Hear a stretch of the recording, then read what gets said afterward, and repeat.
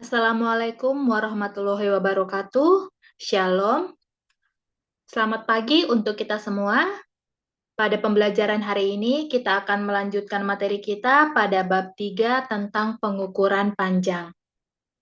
Adapun pengukuran panjang ini akan melibatkan beberapa alat ukur, dan pada bab yang akan kita pelajari hari ini, kita akan mengenal 3 jenis alat ukur panjang, yaitu mistar, jangka sorong, hingga mikrometer sekrup.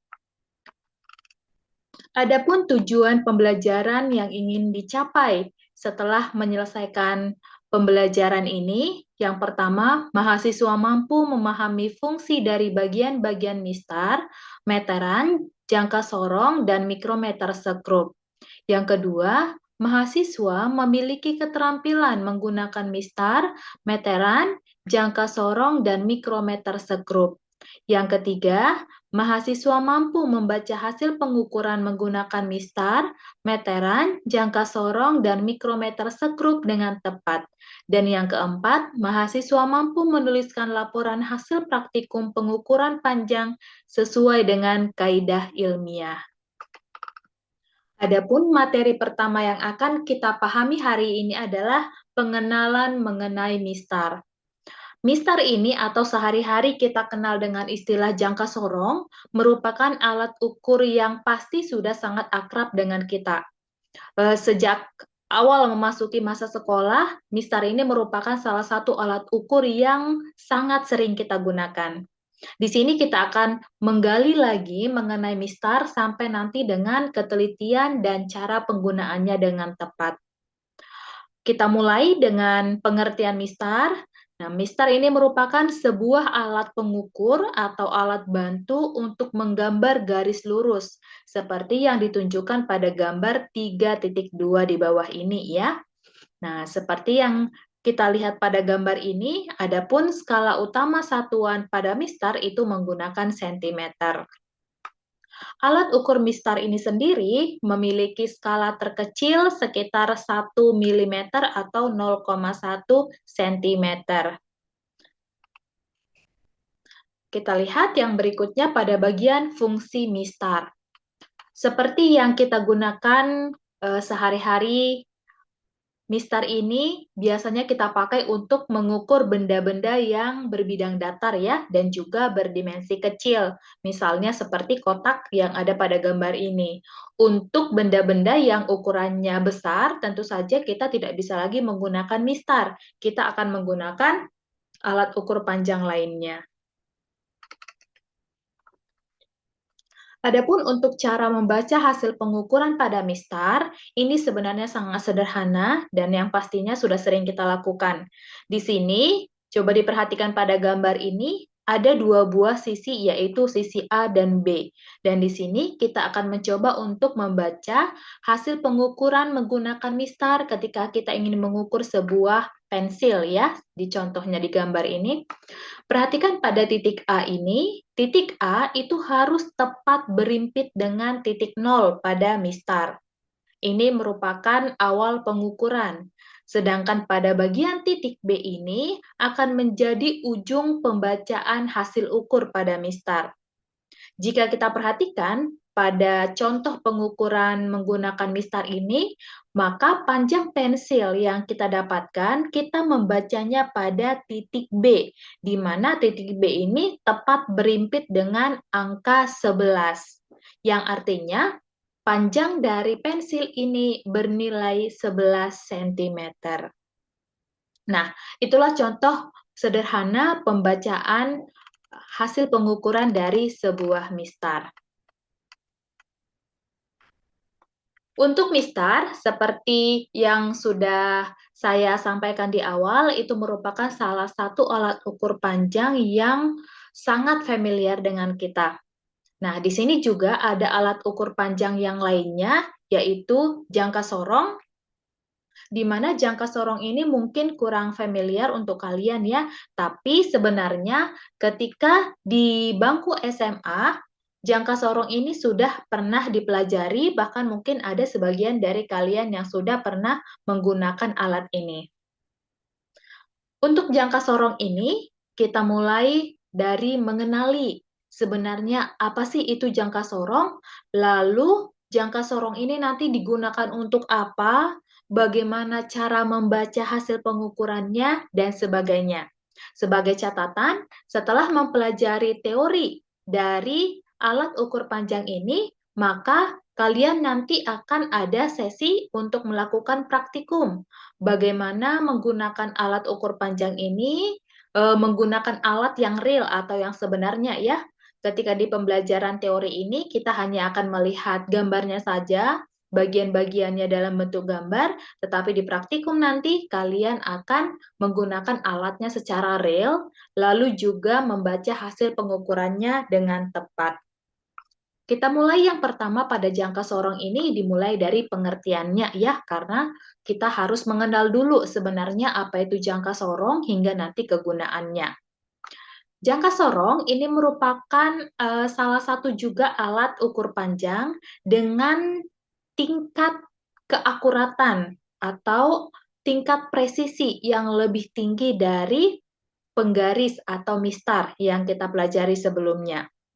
Adapun jangka sorong ini secara umum biasa digunakan untuk mengukur panjang, diameter luar, diameter dalam, hingga kedalaman suatu objek.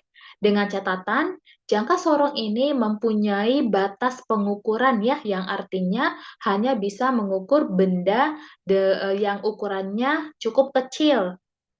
Sedangkan untuk objek yang ukurannya besar atau sangat panjang, alat ukur jangka sorong ini kurang sesuai untuk kita gunakan.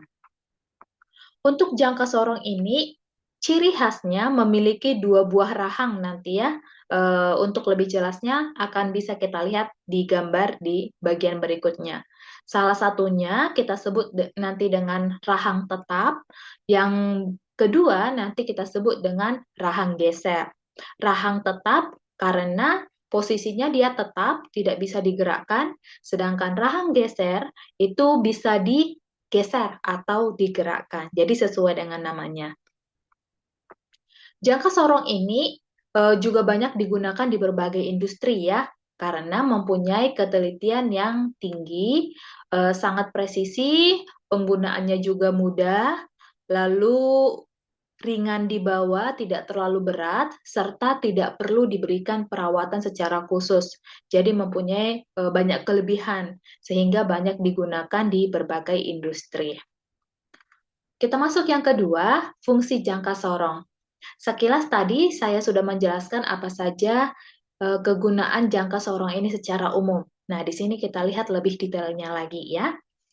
Yang pertama, adapun fungsi jangka sorong adalah mengukur panjang atau lebar suatu benda. Nah, jangka sorong ini mengukur dimensi luar benda tersebut ya, seperti panjangnya berapa, lebarnya, hingga diameter luarnya. Selain mengukur panjang, jangka sorong ini juga bisa digunakan untuk mengukur diameter dalam suatu objek. Adapun untuk mengukur diameter dalam objek tersebut digunakan rahang dalam jangka sorong ya. Nanti kita lihat bentuknya seperti apa rahang pada jangka sorong ini. Fungsi yang ketiga, mengukur kedalaman. Adapun untuk mengukur kedalamannya, kita menggunakan bagian batang pengukur. Nanti di gambar bisa kalian perhatikan.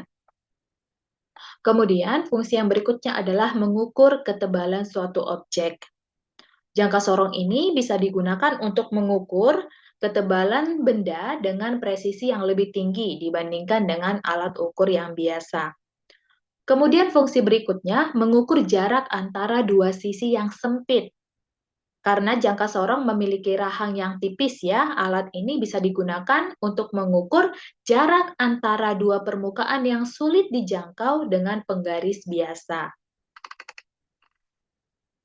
Berikutnya adalah bagian-bagian jangka sorong. Di sini kita akan mencoba mengenal bagaimana bentuk jangka sorong itu, kemudian bagian-bagiannya apa saja, hingga fungsi dari bagian-bagian jangka sorong tersebut.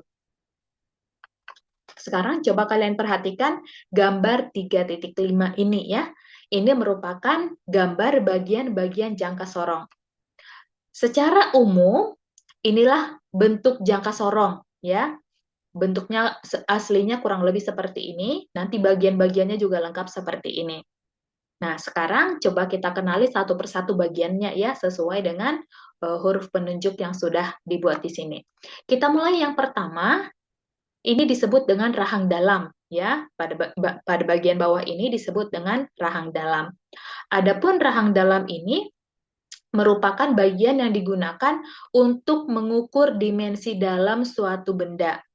Misalnya, mengukur diameter dalamnya sebuah lubang, pipa, celah, atau objek lainnya.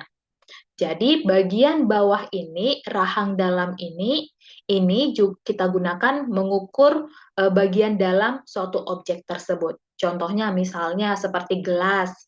Nah, gelas itu kan mempunyai diameter dalam dan diameter luar yang tentu berbeda besarnya ya. Kenapa bisa berbeda? Karena gelas pasti memiliki ketebalan, sehingga diameter dalamnya pasti lebih kecil daripada diameter luarnya. Nah, untuk mengukur diameter dalamnya, kita menggunakan rahang dalam ini yang ditunjukkan pada bagian nomor 1 ini.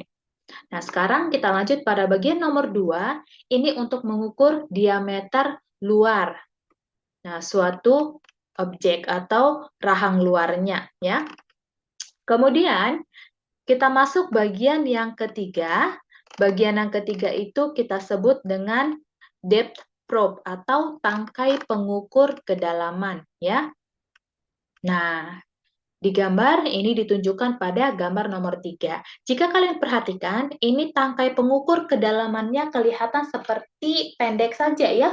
Lalu bagaimana ini bisa mengukur sebuah kedalaman? Nah, sebenarnya tangkai ukur kedalaman ini lebih panjang daripada ini. Nah, bagaimana kita menjadikan alat ukur kedalaman ini menjadi lebih panjang? Kita hanya perlu menggeser rahang geser ini yang berada di sebelah kanan ini.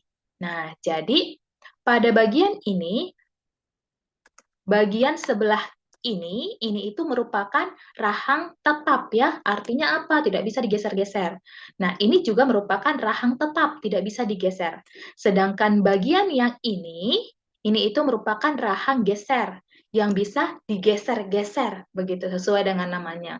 Nah, ketika rahang geser ini kita geser ke arah kanan menjauhi rahang tetap, maka tangkai ukur kedalaman ini secara otomatis akan memanjang ke sebelah kanan, seperti itu.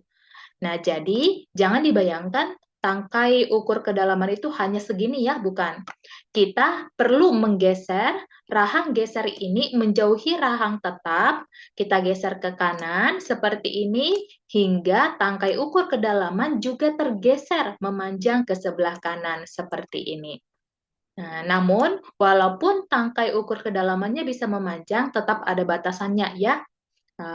Jadi tidak semua objek yang misalnya mempunyai kedalaman cukup dalam bisa kita ukur menggunakan jangka sorong ini.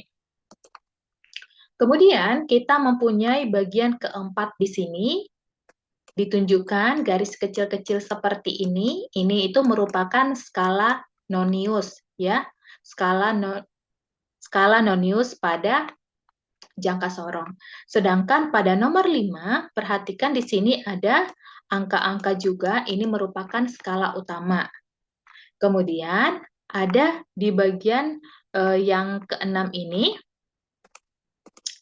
lihat ya supaya sesuai. Nah,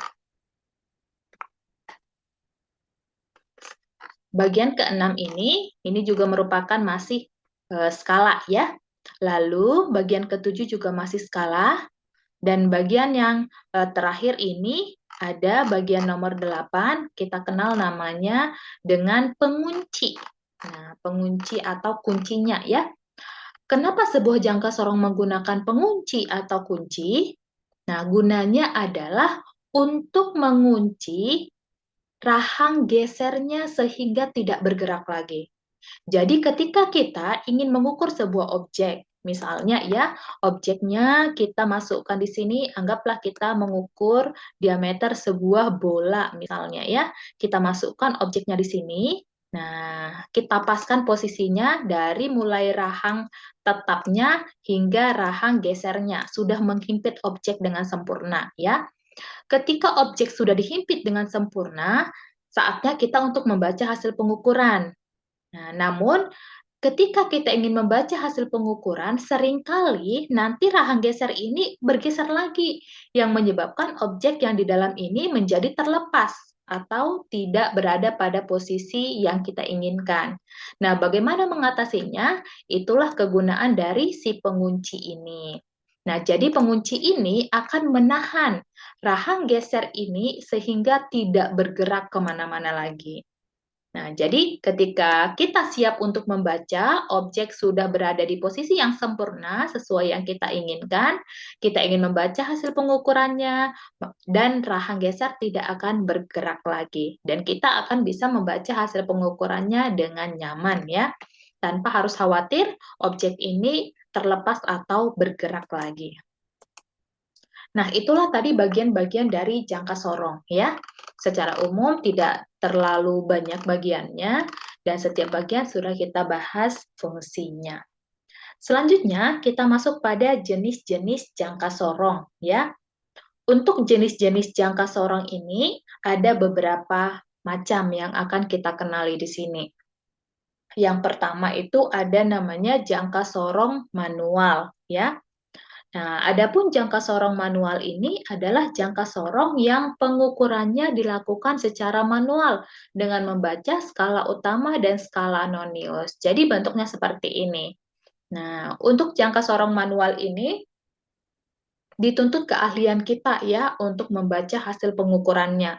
Karena kita harus membaca skala utamanya, lalu selanjutnya kita juga harus membaca skala noniusnya.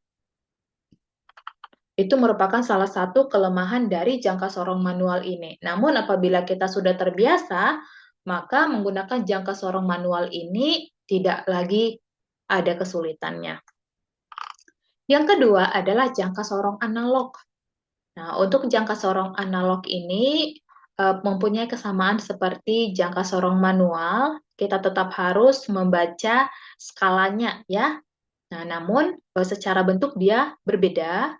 Kalau dilihat dari tingkat kesederhanaannya, saya pikir jangka sorong analog ini lebih sederhana atau lebih mudah dibaca daripada jangka sorong manual ya. Untuk jangka sorong manual ini kita harus sangat hati-hati melihat skalanya, terutama di bagian skala nonius ya.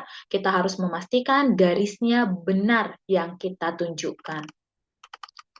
Kita masuk yang ketiga, yaitu jangka sorong digital ya. Untuk jangka sorong digital ini, saya rasa ini akan menjadi jangka sorong yang paling mudah digunakan ya. Saya pikir kalian juga sepakat. Nah, jangka sorong digital ini alat ukur presisi yang menggunakan tampilan digital. Bisa kalian lihat di gambar ini ya. Jadi ketika kita menggunakan jangka sorong digital ini, kenapa saya katakan tadi ini yang paling sederhana? Kita tinggal memasukkan objek, biasa ini namanya ruang ukur ya. Kita masukkan objek di sini dan pastikan itu harus berimpit dengan sempurna ya, antara objek dengan rahang tetap dan rahang gesernya. Setelah berimpit dengannya akan langsung terbaca pada layar seperti ini. Nah, jadi kita tidak mengalami kesulitan untuk membaca skalanya lagi. Makanya saya katakan jangka sorong digital ini menjadi jangka sorong yang paling mudah penggunaannya. Oke, itu tadi 3 jenis jangka sorong ya. Nah, yang biasa digunakan baik itu di tingkat sekolah, universitas, maupun berbagai industri. Berikutnya, kita lihat keunggulan jangka sorong digital. Ini sekilas tadi sudah saya sampaikan. Yang pertama, kemudahan penggunaan. Sudah tentu ya, karena hasil pengukurannya sudah langsung muncul di bagian layar digitalnya.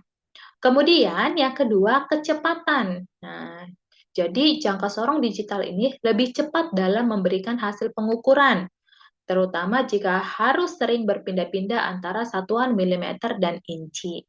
Yang ketiga, tingkat akurasinya.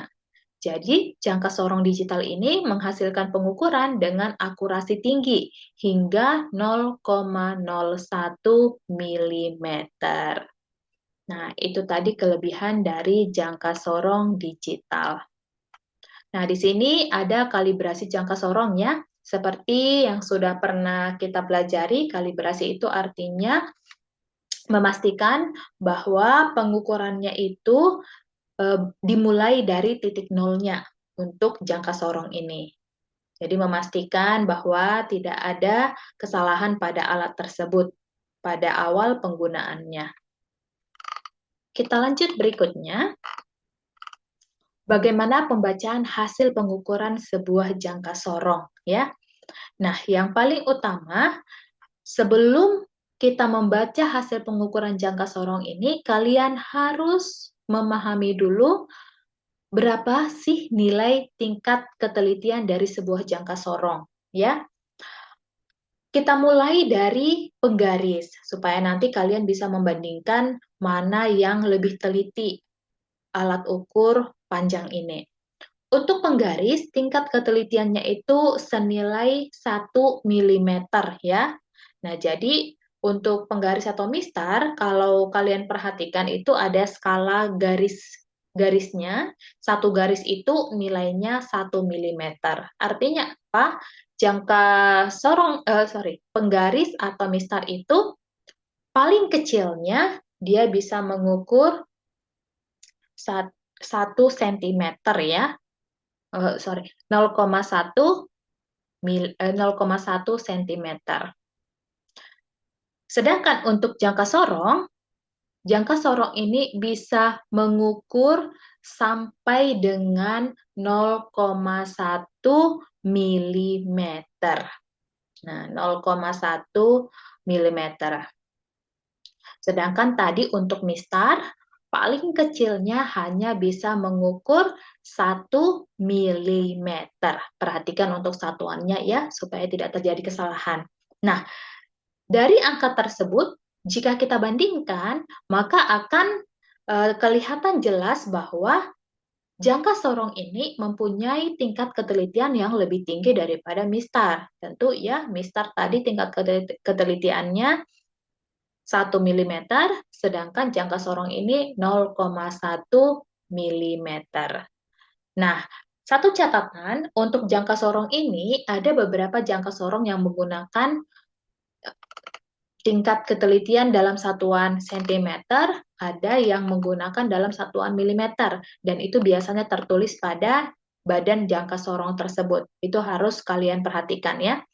Jika menggunakan satuan milimeter, maka tingkat ketelitian yang kita gunakan adalah 0,1 mm, sedangkan 0,1 mm ya. Jadi itu nanti tinggal kalian perhatikan.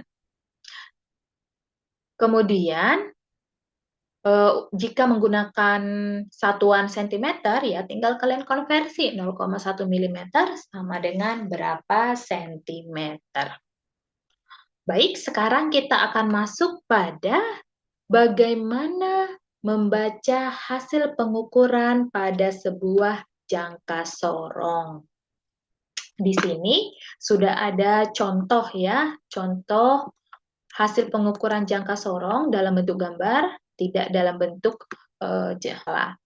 Nah, untuk membaca hasil pengukuran jangka sorong, perlu kalian ikuti tahapan-tahapan berikut ini ya.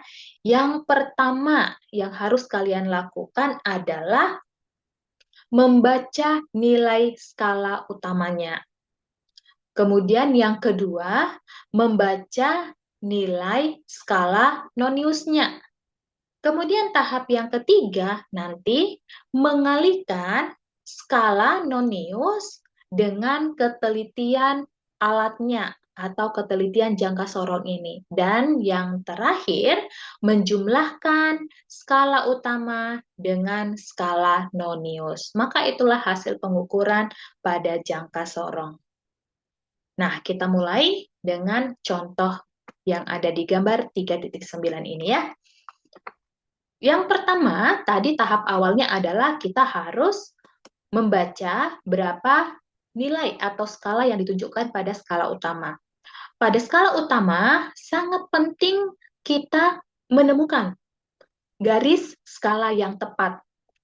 Bagaimana menemukan garis skala yang tepat pada pengukuran ini? Sebenarnya cukup sederhana ya.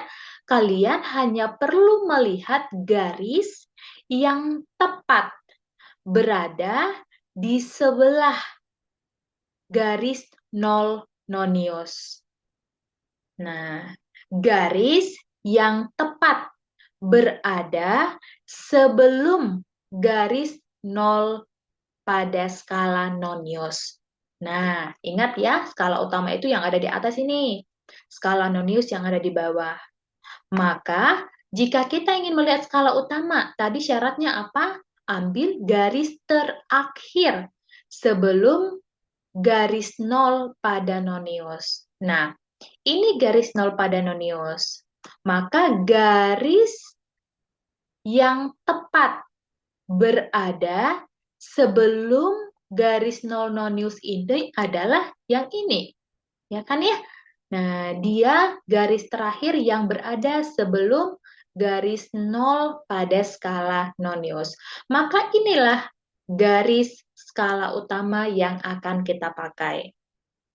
Nah, pertanyaan berikutnya, berapa nilai garis ini? Karena kan kalau kita lihat, nggak ada angka apapun yang tertulis pada dia.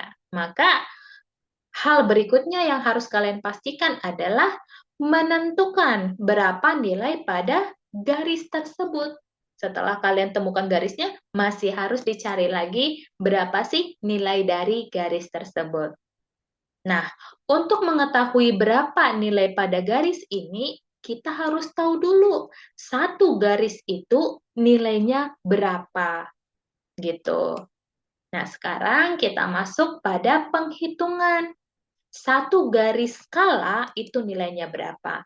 Bagaimana cara mengetahui nilai tersebut? Sebenarnya gampang ya. Hal yang harus kalian lakukan adalah pertama, hitung berapa banyak garis yang terdapat pada angka yang berdekatan. Misal angka 2 dan 3 ya. Angka 2 dan 3. Hitung berapa garis yang ada pada mereka. Nah, sekarang kita hitung. 1, 2, 3, 4, 5, 6, 7, 8, 9, 10 ya.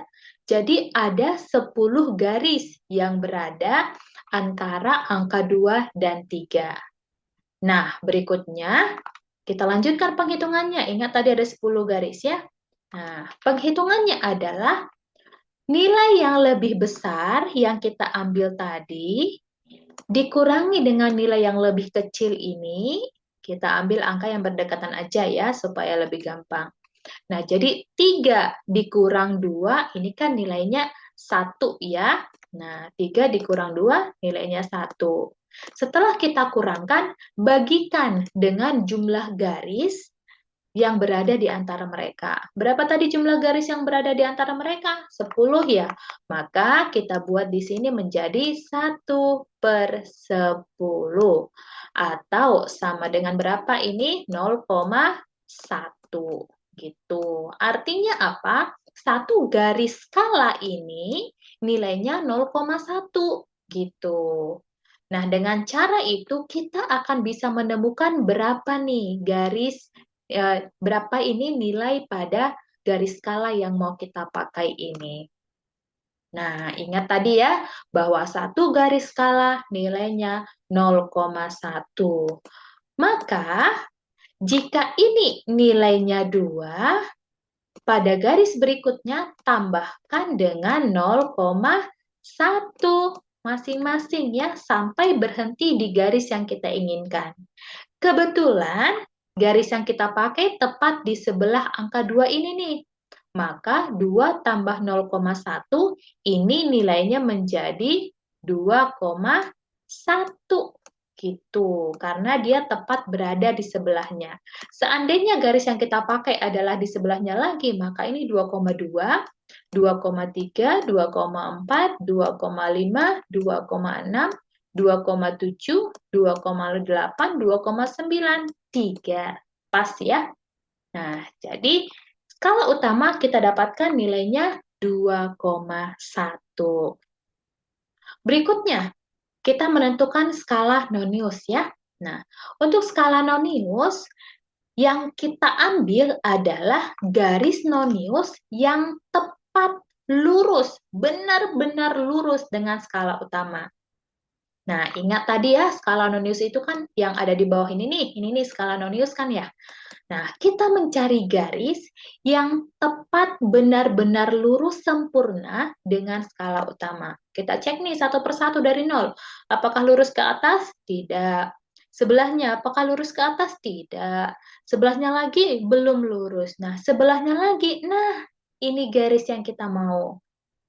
Karena garis skala nonius ini tepat lurus dengan skala utama. Maka inilah yang kita pakai pada skala noniusnya. Pertanyaannya lagi sama seperti skala utama tadi, berapa nilainya ini ya perlu kita cari. Dan langkahnya pun tetap sama ya, kita hitung dulu berapa garisnya. Nah, 1, 2, 3, 4, 5, 6, 7, 8, 9, 10. Nah, sama 10 ya garis di antaranya. Nah, berikutnya tadi bagaimana menghitungnya? Kurangkan angka yang besar dengan angka yang kecil ya. 10 kurang 0, 10. Nah, lalu dibagi jumlah garisnya tadi berapa? 10 juga, maka kita dapatkan 10 per 10 nilainya 1. Dan ternyata satu garis ini atau satu skala ini nilainya 1. Nah, sekarang bisa kita temukan ya berapa nilai garis skala nonius yang mau kita pakai ini. Nah, kita hitung ini 0, berarti setiap garis tambah 1 ya. 0, 1, 2, 3. Nah, maka skala nonius kita dapatkan di sini 3. Ingat langkah ketiga tadi apa? Mengalihkan skala nonius dengan ketelitian alat. Nah, ketelitian alat ini anggaplah dia menggunakan sentimeter ya. Nah, jika menggunakan sentimeter, maka ketelitian alatnya menjadi 0,01 cm. Jika milimeter, 0,1 mm. Nah, kita kalikan dengan ketelitiannya tadi ya, 0,01 cm. Dan kita dapatkan hasilnya berapa? 3 kali 0,01 menjadi 0,03 cm.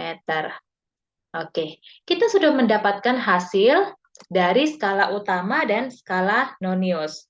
Maka langkah terakhir tadi yang sudah kita pelajari, kita harus menjumlahkan berapa nilai skala utama dengan skala nonius. Skala utama tadi kita dapatkan 2,1, skala nonius kita dapatkan 0,03, maka jika kita jumlahkan, kita dapatkan hasil pengukuran jangka sorong ini adalah sebesar 2,13 dengan satuan sentimeter.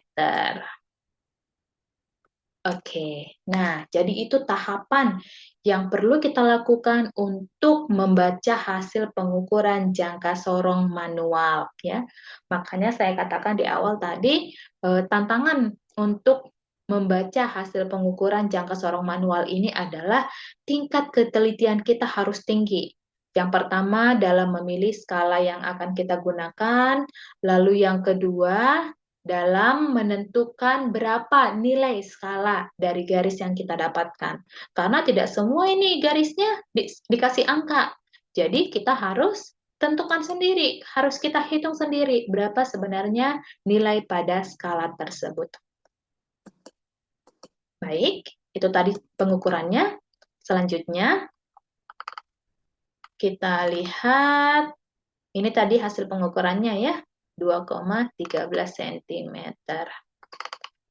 Nah, di sini ada beberapa cara atau tips ya dalam merawat jangka sorong supaya awet dan tidak mudah rusak. Nah, ada pun beberapa tipsnya atau caranya. Yang pertama, membersihkan secara berkala. Jangan sampai dibiarkan jangka sorongnya itu digunakan berkali-kali hingga berdebu akhirnya kotor dan tidak dibersihkan.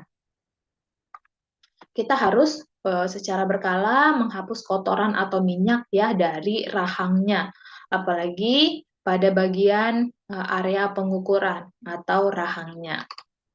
Nah, hindari juga penggunaan bahan abrasif ya yang bisa merusak permukaan. Yang berikutnya, gunakan pelumas ringan. Nah, jika jangka sorong memiliki mekanisme yang bergerak, aplikasikan sedikit pelumas ringan pada bagian gesekan untuk memastikan gerakan yang lancar. Cara berikutnya, jaga dari kotoran dan debu ya, harus disimpan di tempat yang bersih dan kering. Gunakan juga penutup supaya jangka sorongnya tidak terkena banyak debu. Cara berikutnya, hindari paparan zat kimia ya, terutama yang bersifat pelarut. Karena zat kimia ini bisa merusak bagian-bagian jangka sorong. Nah, terutama nih kalau menggunakan jangka sorong digital ya. Selanjutnya, periksa dan kalibrasi secara rutin. Ini penting untuk menjaga hasil pengukuran itu tetap akurat ya. Nah, berikutnya, hati-hati saat menggunakannya. Hindari tekanan berlebihan. Biasanya objek yang kita ukur itu kan objek-objek kecil ya dan ringan, sehingga kita bisa lebih hati-hati menggunakan alat ini. Tidak perlu menggunakan tekanan yang berlebihan. Kita juga harus menggunakannya dengan lembut ya, dan hati-hati untuk menghindari kerusakan mekanis. Selanjutnya, jaga baterainya. Tapi ini khusus untuk jangka sorong digital ya. Untuk jangka sorong manual ini tidak menggunakan baterai. Nah, demikian tadi untuk jangka sorong dan alat ukur panjang. Yang berikutnya kita akan pelajari adalah mikrometer sekrup. Nah, kita awali dengan pengertiannya dulu ya. Jadi mikrometer sekrup ini juga merupakan alat ukur panjang ya. Bedanya dengan mistar dan jangka sorong adalah tingkat ketelitiannya. Dibandingkan mistar dan jangka sorong, mikrometer sekrup ini masih lebih teliti ya, dengan tingkat ketelitian nanti dapat mengukur hingga 0,01 mm. Nah, jadi satu lembar kertas itu masih bisa diukur ketebalannya menggunakan mikrometer sekrup ini. Ingat tadi ketelitiannya atau paling kecil bisa diukurnya itu sebesar 0,01 mm. Jadi cukup teliti ya. Nah, sekarang kita lihat fungsi mikrometer sekrup ini bisa mengukur apa aja sih? Yang pertama, bisa mengukur ketebalan benda. Yang kedua, mengukur diameter benda silindris. Yang ketiga, mengukur jarak dalam lubang atau celah. Dan yang terakhir, mengukur diameter dalam suatu objek. Nah, sekarang kita lihat bagian-bagian mikrometer sekrup ya. Di sini ada beberapa bagian, ini menggunakan bahasa Inggris ya, jadi saya jelaskan sederhana saja. Yang pertama, ini disebut dengan rahang tetap ya. Jadi secara umum sebenarnya bagian-bagian mikrometer sekrup ini mirip dengan jangka sorong. Nah, ini rahang tetap karena dia tidak bisa bergerak, sedangkan ini rahang geser karena ini nanti yang kita geser-geser untuk menyesuaikan dengan objek yang mau kita ukur. Sedangkan ini itu merupakan frame atau rahang ya. Nah, dan bagian ini merupakan area pengukuran. Disinilah objek kita masukkan. Nah, semakin besar objek yang akan kita ukur, maka rahang geser ini harus kita mundurkan ke sebelah kanan sehingga ruang ukurnya menjadi lebih besar. Bagaimana cara memundurkan rahang geser ini untuk memberikan ruang yang lebih besar pada pengukuran? Kita punya di sini bagian pemutarnya.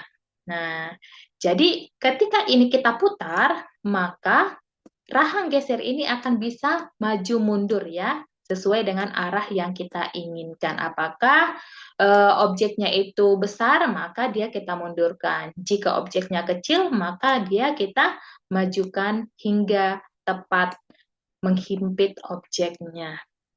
Selanjutnya, Di sini ada namanya skala utama ya. Ini skala utama kita, sedangkan yang ini adalah skala nonius. Dan yang terakhir di sini ada namanya lock atau pengunci. Fungsinya itu sama saja dengan jangka sorong ya. Jadi pengunci ini digunakan untuk menahan rahang geser ini agar tidak bergerak lagi. Sehingga objek yang kita ukur ini tidak terlepas dan tetap berada pada posisi yang kita inginkan. Nah, itu tadi bagian-bagian dan fungsi dari masing-masing bagian mikrometer sekrup.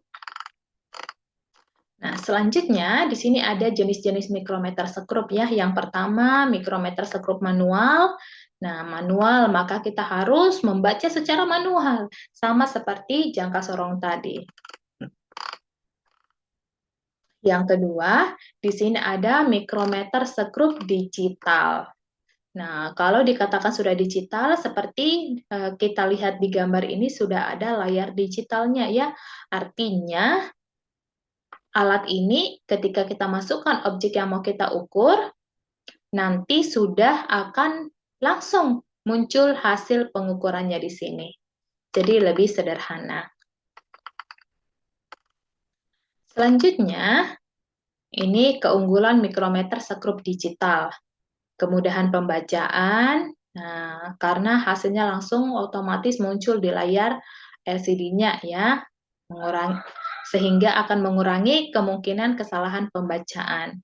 Lalu ketelitiannya tinggi, nah fitur tambahannya ada, nah dilengkapi dengan fitur seperti pengaturan nol, fungsi hold, dan konversi satuan. Sedangkan kekurangannya adalah memerlukan baterai tentunya ya, karena kan ya ini di mikrometer digital, jadi memerlukan baterai. Nah, yang selanjutnya pasti membutuhkan biaya yang cenderung lebih mahal dibandingkan dengan mikrometer manual atau analog. Nah, di sini ada tips atau cara perawatan mikrometer sekrup. Yang pertama, pembersihan lakukan secara rutin.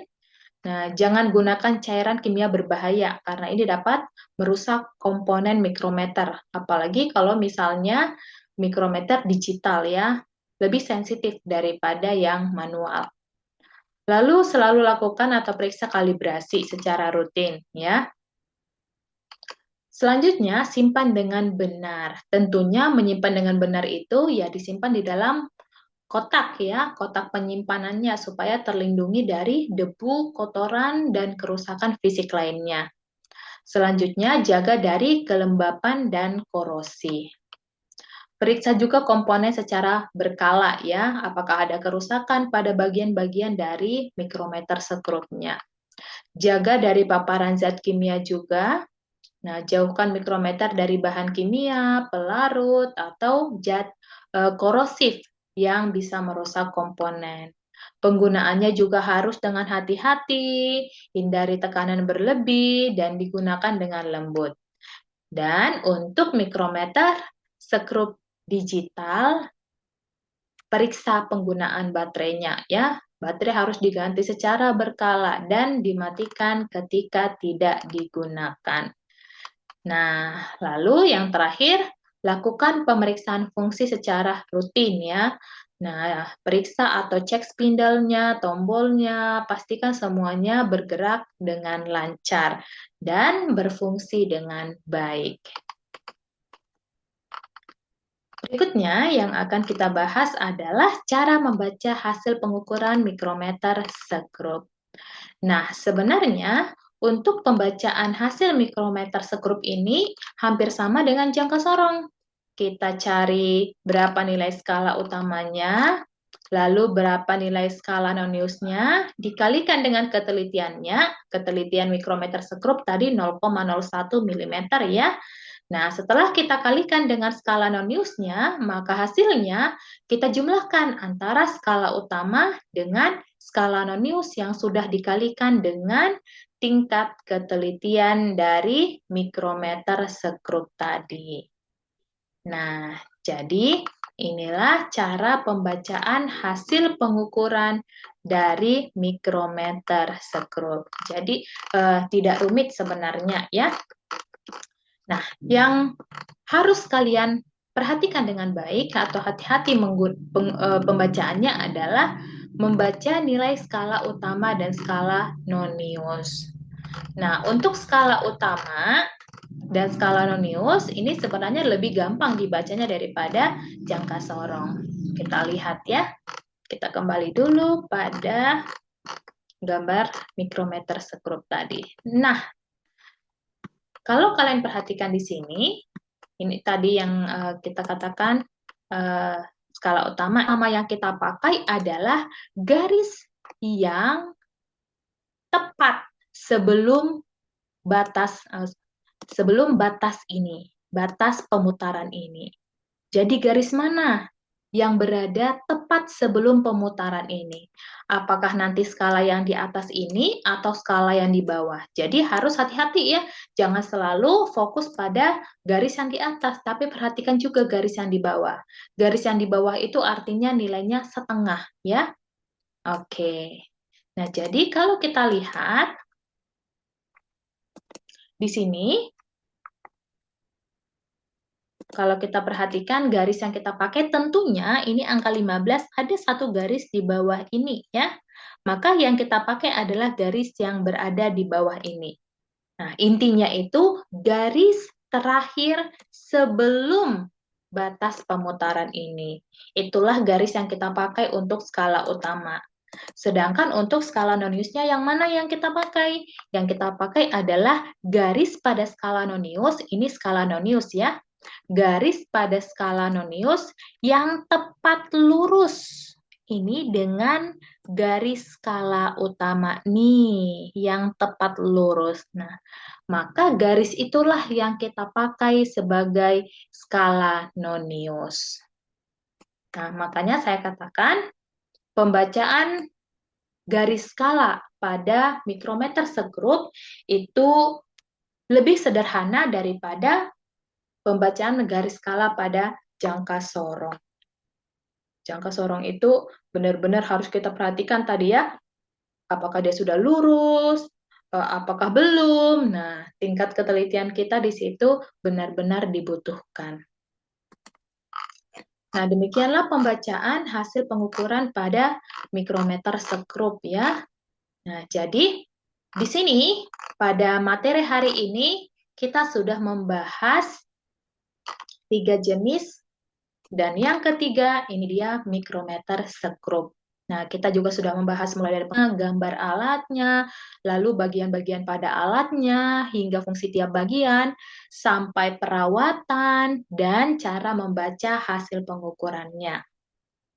Nah, seperti yang saya sampaikan di awal tadi, ini kita masih membahas mengenai teorinya, nanti akan ada sesi kalian untuk praktikum ya, sudah ada penuntun praktikumnya di modulnya. Nah, di situ nanti kalian bisa ikuti langkah-langkahnya, bagaimana melakukan pengukuran menggunakan alat ukur panjang ini.